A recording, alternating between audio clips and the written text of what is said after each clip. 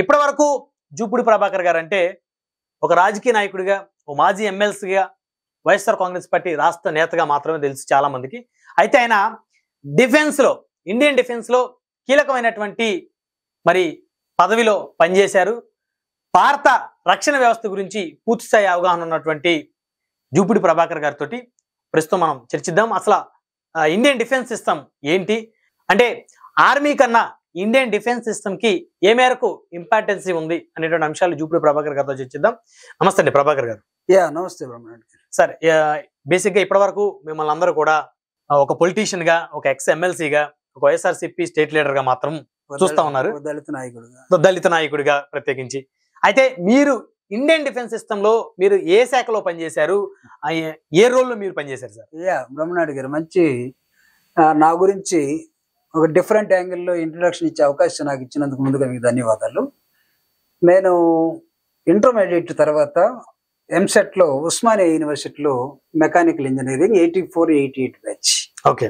దాని తర్వాత ministry of defence అంటే డిఆర్డిఓకి ఒక సిస్టర్ ఆర్గనైజేషన్ అయినటువంటి ministry of defence Mishra Dhatu Nigam limited అని కాంచన్బాగ్ లో ఉంటుంది. ఓకే. ఈ డిఆర్డిఓకి సిస్టర్ ఆర్గనైజేషన్స్ గా ఉండే DMRL, DLRL, BDL, RCI, BL, Midhani ఇలాంటివన్నీ కూడా డిఆర్డిఓ రీసెర్చ్ చేస్తే మాస్ ప్రొడక్షన్ లోకి మేము వస్తాం. అలాంటి మాస్ ప్రొడక్షన్ తయారు చేసేటువంటి ఒక సంస్థలో డిఫెన్స్ కి ఏమేమి మెటీరియల్ కావాలో, స్పేస్ లోకి వెళ్ళే రాకెట్లు ఇస్రో దగ్గర నుంచి డిఫెన్స్ లో వాడే గన్ బ్యారెల్ దాకా, డిఫెన్స్ లో మీలాంటి ఆఫీసర్స్ ఎవరైనా పోయేటప్పుడు బాడీకి ఎవరైనా తుపాకీ గురి పెడితే గుండెకి ఏం కాకుండా బాడీ ఆర్మర్ ప్లేట్ అని ముందొకటి వెనకొకటి వాడతాం. ఓకే. అవి కూడా మా దగ్గర తయారు చేస్తాం. ఇదిగో ఇక్కడ కనపడుతున్నటువంటి ఈ ట్యాంకర్స్ లో కనపడే 8 మీటర్స్ లెంగ్త్ ఉండే ఒక గన్ బ్యారెల్ ఒకటి ఉంటుంది. అది కూడా మా దగ్గరే ఫోర్జింగ్ చేస్తాం, మా దగ్గరే మెల్టింగ్ అవుతుంది. ఈ మెల్టింగ్ ఇవన్నీ కూడా మా దగ్గర మిశ్రధాతు నిగమ్ లిమిటెడ్ లో ఉన్నటువంటి వాక్యూమ్ సిస్టమ్ లో, అంటే వాక్యూమ్ సిస్టమ్ అంటే -3 మిల్లీబార్ టు -9 మిల్లీబార్, అంటే మనకు కావాల్సిన మెటీరియల్ మాత్రమే. సపోజ్ ఫర్ ఎగ్జాంపుల్ ఈ ఫోన్ ఉంది, ఈ ఫోన్ మనం తయారు చేసేటప్పుడు ఇది ఐఫోన్ చైనా నుంచి వచ్చింది అనుకున్నాం. ఇది మా డిఫెన్స్ లో తయారు కావాలంటే చైనాకి ఎక్కడి నుంచి వస్తుందంటే మాలాంటి వాళ్ళు కొన్ని సంస్థలు తయారు చేసిస్తాయి.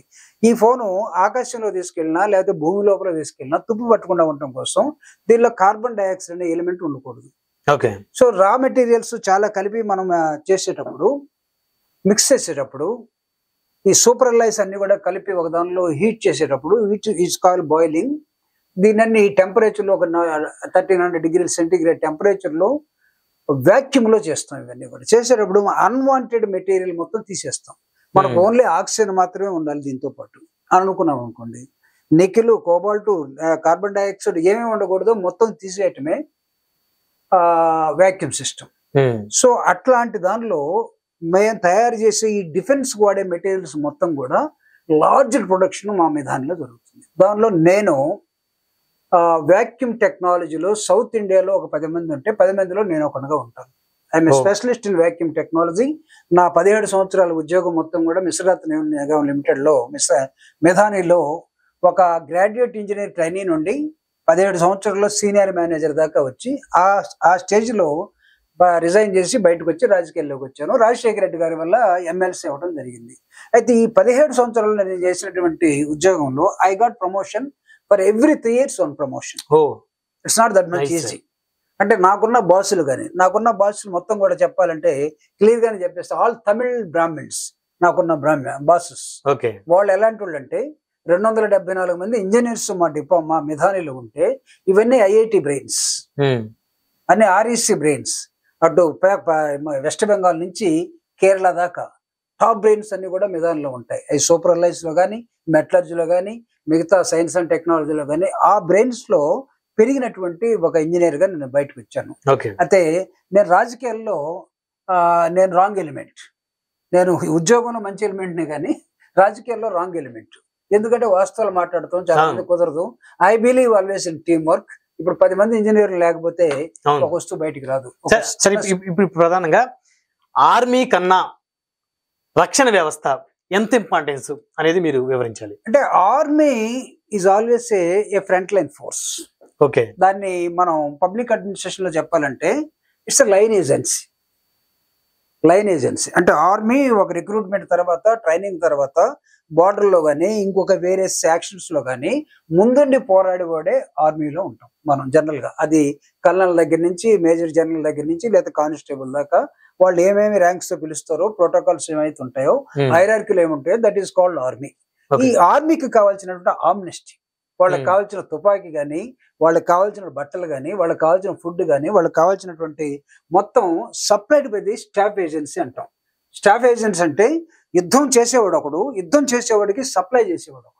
సో సప్లై చేసే వాళ్ళు కూడా చాలా ఇంపార్టెంట్ కదా. అసలు సప్లై చేసేవాడు మెయిన్ ఇంపార్టెంట్ అవుతుంది. ఒకవేళ ఆర్మీలో లైన్ లో ఉండేటువంటి లైన్ ఏజెన్సీ ఫ్రంట్ ఏజెన్సీ అది మాత్రం ఫోకస్ అవుతుంటుంది. అయితే కనపడినటువంటి ఇంకో స్టాఫ్ ఎక్కువ ఉంటుంది. ఇది కూడా చాలా ఇంపార్టెంట్ ఫర్ హిమ్. అయితే బయటికి కనపడదు, చాలా తక్కువ కనపడుతుంది. ఇప్పుడు నీకు రాడార్ సిస్టమ్ ఉంది, లేకపోతే టెలిఫోనిక్ సిస్టమ్ ఉంది, లేకపోతే మెడికల్ సిస్టమ్ ఉంది, లేకపోతే నీకు వాష్మెన్ సిస్టమ్ ఉంది, లేకపోతే ఫుడ్ సప్లై సిస్టమ్ ఉంది. ఇవన్నీ లేకపోతే నీకు ఆర్మీలో ఉండేటువంటి ఒక జవాన్కి లేదా ఒక ఆఫీసర్కి అతనే చేయలేడు. అతనికి ఫోకస్ అంతా కూడా ఒకసారి డ్రెస్ వేసుకొని పొజిషన్ తీసుకొని ఆర్మీలో ఫీల్డ్ లో ఉన్నాడంటే అతను ఫీల్డ్ నుంచి బయటకు వచ్చేంత వరకు స్నానం చేయలేకపోవచ్చు, బట్టలు మార్చుకోలేకపోవచ్చు, బాడీ ఎలా ఉంటుందో తెలియదు, ఫుడ్ ఎక్కడి నుంచి వస్తుందో తెలియదు, తీసుకున్న వాటర్ ఎన్ని నీళ్ళు తీసుకెళ్తున్నాడు, ఎలా తాగాలి, ఎంత ఎండ ఉంటుంది, హ్యూమిడిటీ ఎంత, ఇవన్నీ తట్టుకొని నిలబడేవాడు ఆర్మీ. వాళ్ళకి కావాల్సినటువంటి మిగతా నేను చెప్పిన స్టాఫ్ ఏజెంట్స్ ఆ యుద్ధం చేయడానికి వాడబడే ఆయుధాలన్నీ కూడా డిఫెన్స్ నుంచే వస్తాయి. ఈ డిఫెన్స్ కి ఎక్కడి నుంచి వస్తాయంటే ఈ DRDO sister organisations production centres ఏవైతే ఉన్నాయో ఇక్కడ నుంచి ల్యాబ్ టెస్ట్ అయిపోయిన తర్వాత మాస్ ప్రొడక్షన్ అయిన తర్వాత వాళ్ళకి సప్లై చేయబడతాయి. అట్లనే డిఫరెంట్ గా మనం చూస్తున్నప్పుడు ఇప్పుడు మన పాకిస్తాన్ కళ్ళ ముందు కనబడుతున్న యుద్ధం, గతంలో జరిగిన యుద్ధాలందరూ కూడా మనం మెచ్యూర్డ్ కాకపోవచ్చు, ఇప్పుడు పర్ఫెక్ట్ గా చూస్తా ఉన్నాం ఏమేమి జరుగుతుంది ఏందని. ఇవన్నీ ఎక్కడి నుంచి వస్తున్నాయి అని చూస్తే సప్లయర్స్ ఎవరు? ఒకవేళ భారతదేశం కూరగాయల మార్కెట్ అనుకున్నాం, లేకపోతే పాకిస్తాన్ మనకన్నా ఇంకా డట్టి కూరగాయల మార్కెట్ అనుకున్నాం. ఈ డట్టి కూరగాయల మార్కెట్ లోకి కూరగాయలు అనబడే వంకాయలు, బెండకాయలు, టమోటాలు ఇవన్నీ ఆయుధాలుగా ఒకటి చైనా నుంచి రావచ్చు, ఒకటి అమెరికా నుంచి రావచ్చు, ఒకటి రష్యా నుంచి రావచ్చు, ఒకటి మన డిఫెన్స్ లో మనం తయారు చేసుకున్నట్టు ప్రోడక్ట్ ఒకటి ఉండొచ్చు. ఓకే. సో ఇప్పుడు నువ్వు ట్యాంకర్స్ మీద ఉండేటటువంటి గన్ బ్యారెల్ ఒకటి ఉంది. ట్యాంకర్స్ మీద ఒకటి కూర్చొని పొజిషన్ తీసుకొని దీన్ని పేలుస్తుంటాడు. గన్ బ్యారెల్ ఒక 8 మీటర్స్ లెంగ్త్ ఉండే ఒక గొట్టం కనబడుతుంది, దాని నుంచి బాంబు వెళ్తుంది. అది మా మెదానిలో మేము తయారు చేస్తాం. ఓకే. ఒక ఫర్నెస్ లో మెటీరియల్ ని కలిపి హీట్ చేసి దాన్ని మళ్ళా ఫోర్జింగ్ చేసి దాన్ని మిషనింగ్ చేసి మేము డిఫెన్స్ కి సప్లై చేస్తాం. We are the suppliers. మా కస్టమర్ ఎవరంటే డిఫెన్స్. ఈ డిఫెన్స్ ఎవరికి ఇస్తుందంటే మిలిటరీకి ఇస్తుంది. ఈ మిలిటరీలో ఎవరు ఉన్నారంటే మీరు చెప్పినట్టు ఆర్మీ మొత్తం ఉంటుంది. ఇప్పుడు పనిచేసే ఫీల్డ్ లో పనిచేసే ఆర్మీకి వచ్చేటువంటి డిఫెన్స్ మెటీరియల్ ప్రపంచవ్యాప్తంగా ఎవరెవరు ఏమేమి తయారు చేస్తున్నారో అందరూ కొనుక్కుంటూ ఉన్నారు. మనం తయారు చేసేవి కొన్ని, వాళ్ళు తయారు చేసే కొన్ని, ఇవన్నీ కలిపి మన ఇండియన్ డిఫెన్స్ సిస్టమ్ లో తయారు చేసే కూడా ఇతర దేశాలు కొనుక్కునే ఖచ్చితంగా ఇండిజినస్ మన ఇండిజినస్ మార్కెట్ చాలా ఎక్కువ ఉంది. అట్లనే మనది కొలాబరేటెడ్ సిస్టమ్ ఒకటి వచ్చింది. మనకి అలీన దేశం అలీన విధానం అనే international relationship with India Nehru దగ్గర నుంచి మనకి రష్యాకి మంచి సంబంధాలు ఉన్నాయి ఈ రోజు వరకు కూడా. కానీ కొంత ఈ ఫ్లక్చుయేట్ అవుతా ఉన్నాయి. ఈ మధ్య కాలంలో రష్యాకి భారతదేశానికి ఆఫ్టర్ డిసింటిగ్రేషన్ ఆఫ్ యుఎస్ఎస్ఆర్ అతను గోర్బచేవ్ వచ్చిన తర్వాత 1984 ఆ ప్రాంతంలో రష్యా మొత్తం ఒక 15 దేశాలుగా విడిపోయిన తర్వాత ఇప్పుడు రష్యా తోటి మనకున్న సంబంధాలు కొంచెం తగ్గి ఉండొచ్చు. అదర్వైజ్ దానికన్నా ముందు నెహ్రూ రష్యా తోటి, ఇందిరాగాంధీ రష్యా తోటి మనం ఏర్పాటు చేసుకున్నటువంటి అలీన విధానంలో అంటే అగ్రరాజ్యాలుగా పిలువబడుతున్నటువంటి అటు అమెరికా గాని, అంతకుముందు అగ్రరాజ్యంగా ఉన్నటువంటి రష్యా గాని, ఈ మధ్య కాలంలో ప్రపంచంలో అగ్రరాజ్యంగా తయారైనటువంటి కమ్యూనిస్ట్ దేశం ఉన్న చైనా గాని, వీటన్నిటితోటి మన రిలేషన్ చూస్తే we are incline towards USSR. Okay. అయితే యుఎస్ఎస్ఆర్ ప్రపంచం మొత్తంలో కల్లా మిలిటరీ సామాన్లని ఎక్కువ తయారు చేసే ఒక పెద్ద రీసెర్చ్ సెంటర్ యుఎస్ఎస్ఆర్. అది ఇప్పుడు మనకున్నటువంటి కొలాబరేటివ్ సిస్టమ్స్ లో మన భారతదేశం డిఆర్డిఓలో డిఫెన్స్ సిస్టమ్ మొత్తం కూడా లేకపోతే మనకు ఉన్నటువంటి రీసెర్చ్ సిస్టమ్ అంతా కూడా రష్యా తోటి కొలాబరేటివ్. అంటే బ్రెయిన్స్ అన్ని కూడా మనం కలిసి కొలాబరేటివ్ సిస్టమ్ లో కొన్ని ఆయుధాలు తయారు చేశాం. ఈ ఆయుధాలు ఎవరైనా కొనుక్కోవచ్చు, ఎక్కడికైనా అమ్మచ్చు. సో కాబట్టి మిశ్రధాతు నిగమంలో తయారు చేసే ఆయుధాలు కానీ, లేకపోతే డిఆర్డిఓ ఇచ్చినటువంటి ఇప్పుడు మనం వాడే కొన్ని మిజైల్స్ నేను చెప్తాను తర్వాత, ఇవి బీడీఎల్ నుంచి వస్తాయి, కొన్ని ఆయుధాలు బిఈఎల్ నుంచి వస్తాయి. కొన్ని ఆయుధాలు ఆర్సీఐ నుంచి వస్తాయి, కొన్ని ఆయుధాలు మనకు మిధాని నుంచి వస్తాయి. ఇట్లా ఇవన్నీ వస్తున్నటువంటి నేపథ్యంలో ఇవన్నీ డిఫెన్స్కి వెళ్ళినప్పుడు అక్కడ ఉన్నటువంటి రిక్రూటెడ్ ఆర్మీ పీపుల్, ఇప్పుడు ఇక్కడ కూర్చున్నటువంటి ప్రధానమంత్రి తోటి కూర్చున్నట్టు అజిత్ దోవల్ కానీ, ప్రధానమంత్రితో కూర్చున్నట్టు నేవల్ హెడ్ కానీ, ఆర్మీ హెడ్ కానీ, ఎయిర్ ఫోర్స్ హెడ్ కానీ, వీళ్ళందరూ కూడా వాడే ఈ వస్తువులన్నీ కూడా ఇందాక మనం చెప్పుకున్న కూరగాయల భాషలో చెప్పాలంటే ఒకరు వంకాయ వాడతారు, ఒకరు బెండకాయ వాడతాడు, ఒకరు సొజకాయ వాడతాడు, ఒకరు పొట్లకాయ వాడతాడు. అంటే ఇవన్నీ ఆయుధాలు అనుకుంటే ఇవన్నీ డిఫరెంట్ చోట్ల నుంచే మార్కెట్లకి ఇక్కడికి వస్తాయి. సో అది మిసైల్ కావచ్చు, అది యాంటీ బ్యాలిస్టిక్ మిసైల్ కావచ్చు, లేకపోతే అది ఒక శతగ్నిలాగా ఉండొచ్చు, అది లేకపోతే ఒక టార్గెటెడ్ రేంజ్ లో ఉండొచ్చు, లేకపోతే అది ఒక బాంబు కావచ్చు.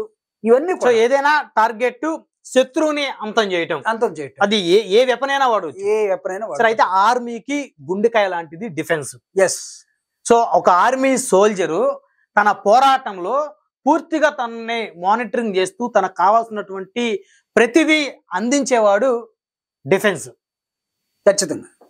సో సోల్జర్ యుద్ధానికి వెళ్ళిన దగ్గర నుంచి అతనికి బుల్లెట్స్ కానీ లేకపోతే గన్స్ కానీ, మీరు అన్నట్లు అతనికి వేసుకున్నటువంటి డ్రెస్ కానీ, అదేవిధంగా అతనికి ఫుడ్ కానీ, వాటర్ కానీ, ఈచ్ అండ్ ఎవ్రీథింగ్ వీళ్ళు ట్రాక్ చేసుకుంటూ ఉంటారు సార్. మన ఆర్మీ ఎక్కడ ఉన్నారు, ఎక్కడ దాకా వెళ్ళారు, ఏ ప్లేస్ లో ఉన్నారు, సో వాళ్ళకి కావాల్సినటువంటి పరికరాలు ఏంటి, మరి వాళ్ళ గన్ లోని బుల్లెట్స్ అయిపోయాయా, ఉన్నాయా, వాళ్ళ దగ్గర ఆయుధాలు ఉన్నాయి. ఎందుకంటే మరి ఫైర్ చేసే కొద్ది బుల్లెట్స్ అయిపోతాయి కదా సార్. మరి అలాంటప్పుడు వెంటనే మన ఆర్మీకి బుల్లెట్స్ ఇచ్చేటువంటి వారు ఎవరు? అంటే ఏం లేదు, అక్కడ వాళ్ళకు యూనిట్ గా పనిచేస్తారు, ఒక టీమ్ గా పనిచేస్తారు. బార్డర్ లో ఉండే సైనికుడు ఒక చోట ఉంటే సైనికుడు వెనకాల ఉండేటువంటి కొంతమంది, అతనికి ఎన్ని బుల్లెట్స్ తోటి మనం గన్ లో ఫీడ్ చేసి ఇచ్చాం, ఎంతవరకు ఆయన వర్క్ చేశాడు, ఇంకా ఎన్ని కావాలి, ఎప్పటికప్పుడు కమ్యూనికేషన్ వీళ్ళ మధ్య నడుస్తూ ఉంటుంది. ఈ కమ్యూనికేషన్ తోటి కోఆర్డినేషన్ కూడా ఉంటుంది. ఈ రోజు మీరు చూడండి, యుద్ధం జరుగుతుంది పాకిస్తాన్ కి భారతదేశానికి, కానీ రిపీటెడ్ గా ప్రైమ్ మినిస్టర్ తోటి నేవీ హెడ్, ఆర్మీ హెడ్, తర్వాత ఎయిర్ ఫోర్స్ హెడ్ వాళ్ళు ఢిల్లీలో కూర్చొని వాళ్ళిద్దరిలో లేరు. అవును, వాళ్ళు సైనికులు కాదు, ఇప్పుడు వాళ్ళు హైరార్కీలో వాళ్ళు టాప్ లో ఉన్నారు. వాళ్ళు కోఆర్డినేషన్, గైడెన్స్, ఎప్పటికప్పుడు ఇంటర్నేషనల్ అఫైర్స్ ని ఏ విధంగా ఉండాలో, డెసిషన్ ఎలా తీసుకోవాలో, ఒక దేశం హెడ్ ప్రధానమంత్రి లేకపోతే డిఫెన్స్ మినిస్టర్ లేకపోతే హోమ్ మినిస్టర్ వీళ్ళందరి మధ్యలో ఎలా ఉంటుంది, సెక్రటరీస్ ఎలా ఉంటారు, ఇంటర్నేషనల్ అఫైర్స్ మినిస్టర్స్ ఎలా ఉంటారు, వీళ్ళందరూ ఒక చోట కూర్చొని ప్రతిరోజు మాట్లాడుకొని, ప్రతి పూట మాట్లాడుకొని, ప్రతి గంట మాట్లాడుకొని, ప్రతి నిమిషం మాట్లాడుకొని వీళ్ళు కోఆర్డినేట్ చేసుకుంటూ సప్లై చేస్తుంటారు. అదే విధంగా ఆర్మీలో ఫ్రంట్ లో ఉన్నటువంటి ఆ ఆర్మీ ఆ సోల్జర్ కి ఏం కావాలో అవన్నీ కూడా కోఆర్డినేట్ ఎఫెక్ట్ లో ప్రతిదీ సప్లై అవుతూ ఉంటుంది. ఒకవేళ ఇక్కడ వాటర్ కావాలి, అతను వాటర్ కావాలి, వాటర్ ఇక్కడ లేదు, అయిపోయింది. వాటర్ లేకుండా ఎంతకాలం పని చేయగలుగుతాడు? కాబట్టి అతను టైం ని తీసుకొని ఈ మొత్తాన్ని కూడా కోఆర్డినేట్ చేసుకుని ఒక ఏజెన్సీ ఉంటుంది, which is called staff agency. Okay. So కాబట్టి ఎప్పటికప్పుడు ఫీడ్ అవుతూనే ఉంటాయి. సో ఇప్పుడు మీరు చెప్పిన ఏజెన్సీ కానీ ఆర్మీకి సపోర్టెడ్ ఉండేటువంటి అందరూ కూడా డిఫెన్స్ కిందకి వస్తారు సార్? మొత్తం డిఫెన్స్ ఎంప్లాయీస్. మొత్తం డిఫెన్స్ ఎంప్లాయీస్. అయితే కొంతమంది ఫోకస్ అవుతారు, కొంతమంది ఫోకస్ కారు. ఎస్.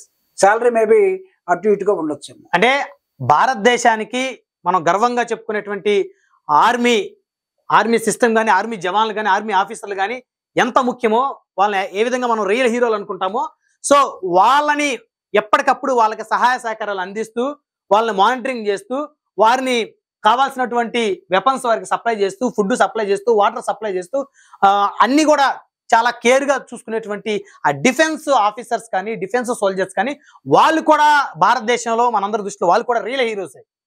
Real heroes. వాళ్ళతో వాళ్ళ కుటుంబాలు కూడా. ఎస్. వాళ్ళ కుటుంబాలు కూడా మనం లెక్కేయాల్సింది ఏంటంటే కుటుంబాలు కూడా. ఈ రోజు మురళీ నాయక్ అనే ఒక ఎక్కడో అనంతపూర్ సత్యసాయి జిల్లాలో పెనుగొండ నియోజకవర్గం చెందిన సోల్జర్ చనిపోయాడు. జమ్మూ అండ్ కాశ్మీర్ ఇట్లా చాలా మంది అసూలు బస్ ఉంటారు యుద్ధంలో. అంటే యుద్ధం అంటేనే తర్వాత నువ్వు ఒక వీరుడిగా పోతావు, వచ్చేటప్పుడు శవపేటలో కూడా రావచ్చు.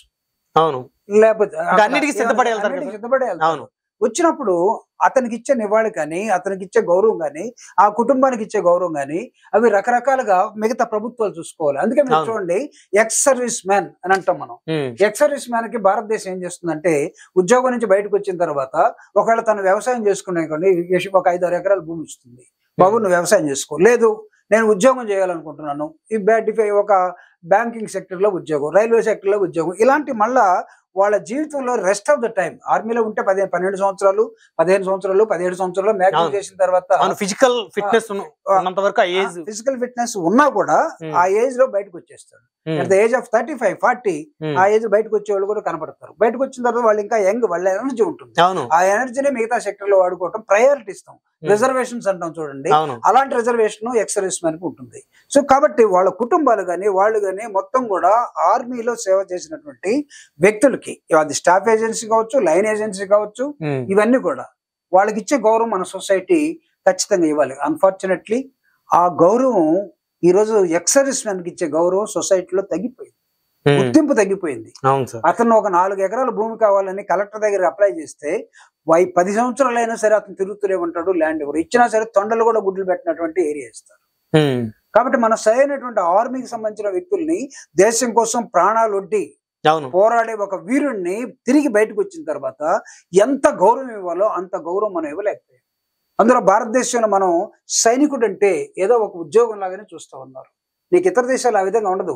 Take China, take Russia, take Vietnam, ఈ take North Korea, South Korea, Cambodia, వీటిలో చదువుకునేటప్పుడే నువ్వు సైనికుడిగా మారిపోతావు, బయటకు వచ్చేటప్పుడు కూడా సైనికుడిగా వస్తావు.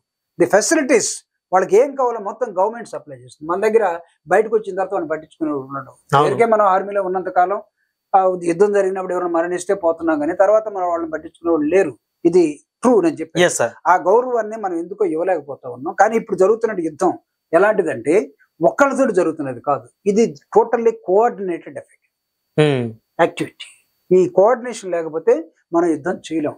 అందులో ఒకటే కాదు, ఆర్మీ ఒకటి బార్డర్ లో ఉంటుంది, ఒకటి ఆకాశంలో ఉంటుంది, ఒకటి సముద్రంలో ఉంటుంది. చూడండి, దట్ ఈస్ కాల్డ్ సముద్రంలో ఉండేదాన్ని నేవీ అంటాం, ఆకాశంలో ఉండేదాన్ని ఎయిర్ ఫోర్స్ అంటాం, భూమి మీద ఉండేదాన్ని మామూలుగా ఆర్మీ అంటాం. అంటే ఈ త్రివిధ దళాలని కోఆర్డినేట్ చేసుకునే వాళ్ళు ఎవరై అంటే prime minister of India, president of India actual గా ఆన్ రికార్డ్. కానీ యాక్చువల్ గా చూసేది ప్రైమ్ మినిస్టర్, త్రివిధ దళాధిపతులు అని హెడ్ ఎవరంటే ప్రెసిడెంట్ ఆఫ్ ఇండియా. అంటే మన ఇండియన్ కాన్స్టిట్యూషన్ ప్రకారం డాక్టర్ బాబాసాహెబ్ అంబేద్కర్ ఇచ్చినటువంటి రాజ్యాంగం ప్రకారం హెడ్ ఆఫ్ ది ఆల్ త్రివిధ దళాలు ఎవరైనా అంటే దట్ ఈస్ రాష్ట్రపతి. Thank you very much Jupudi Prabhakar గారు.